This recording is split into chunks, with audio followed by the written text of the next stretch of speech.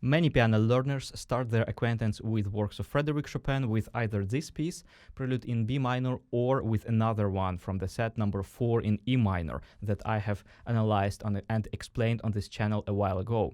But very often, piano learners get frustrated very quickly because these little pieces, they are not as easy as they seem.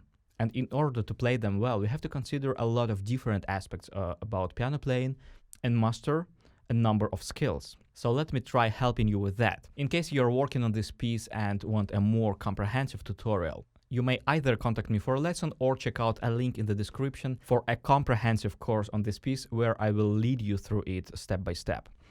And now let's speak about interpretation a bit. So the main issue, in my opinion, with this piece is that our hands should be able to do very different things and being able to transmit very different characters, as different as possible. And that, of course, creates a serious coordination issue.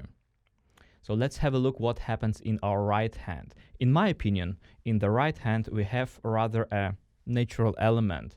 So this is a landscape that you see behind your window. For example, seeing that gray sky, rainy weather, quite cold weather, and overall very, very depressive state. And you see, it sounds rather objective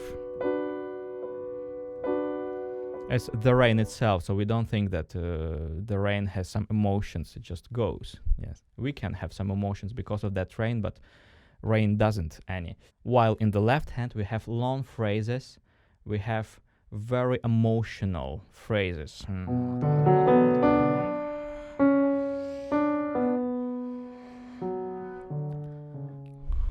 And we will get to them a bit later, analyzing what exactly we have there. But that contraposition should be very clear in my opinion.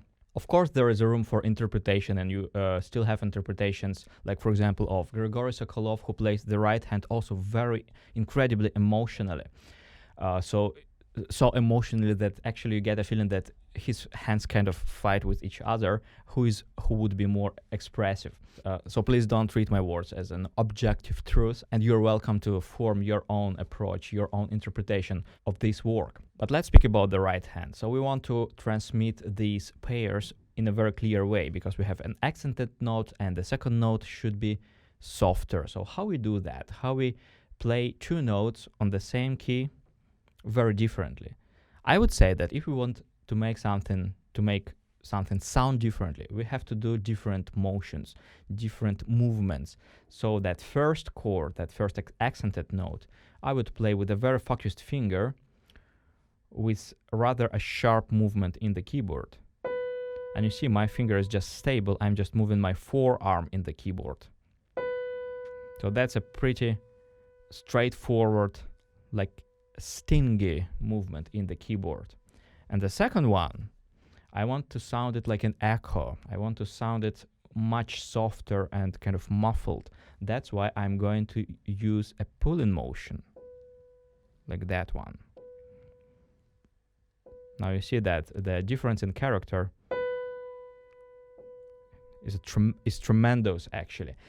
The task is, and what's very important here, is being able to release your hand after the strong note. So after that accented note, you have to be able to release your finger immediately and your hand in order to play that second note on this pull-in movement. You still try to reach the bottom of the key when you do that movement. You still try to gain some support in the bed of the key, leaning towards it. But nevertheless, that cushioning movement, that pull-in movement, provides us with a much softer, with a much milder sound. But release after the chord.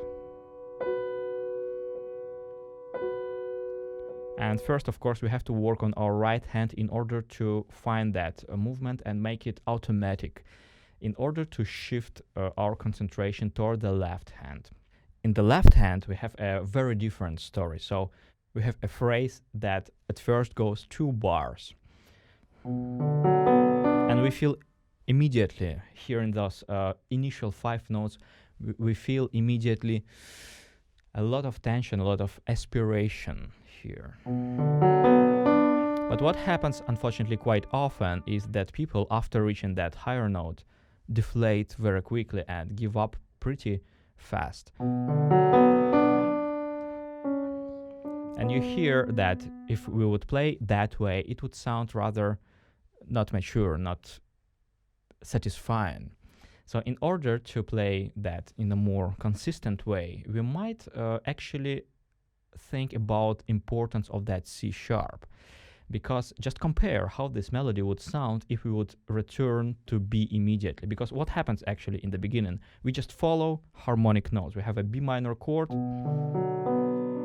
So that's a normal B minor chord, and we just follow its harmonic sounds. But on the way back, we don't return to B immediately. Just imagine how it would sound if we would return to that harmonic note immediately, or here. You hear how less tense it sounds, how simpler it sounds.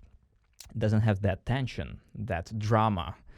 But if we would treat that C sharp as a desire to stay on that plateau, to stay on that level, or even go higher, because I would say that the true intention of this melody is to go higher using that C sharp as a trampoline that would help us to lift the melody even higher. But let's just imagine that that's our plan that doesn't succeed, which actually makes this music quite tragic. So I want to hear that F sharp. I imagine that I really want to reach it. But then I don't succeed. Same thing here. I imagine that I want to go even higher, and I try to hear that non-existent note. I try to hear my imaginative destination in order not to give up very quickly. Another phrasing tip in order to avoid accents and to achieve a very rounded phrasing is diving into the first note using the gravity very gently. Again, a very gentle pulling movement. So we don't go inside the keyboard like that way, but we rather pull the key towards ourselves, diving right to the bottom of the key. But then it's very important to free up your hand after that first note and imagine that that phrase starts from the second 16th actually. And we have to allow ourselves to follow that flow. 1, 2, 3, 4, 1.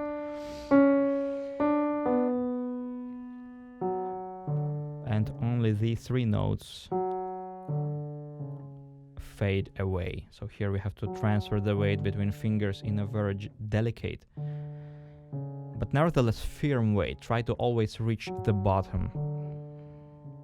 Just experimenting with how slowly you can actually dive in those keys in order to provide a very gentle sound. And then again, 1, separating that in your mind and starting the phrase from the second 16 note. And usually people describe that left hand as a solo of a cello. So just imagine how you play that with a very deep cello sound with the bow. I hope that this video was helpful. If you want to learn some other further tips about this piece, please check out the link in the description and have fun playing piano.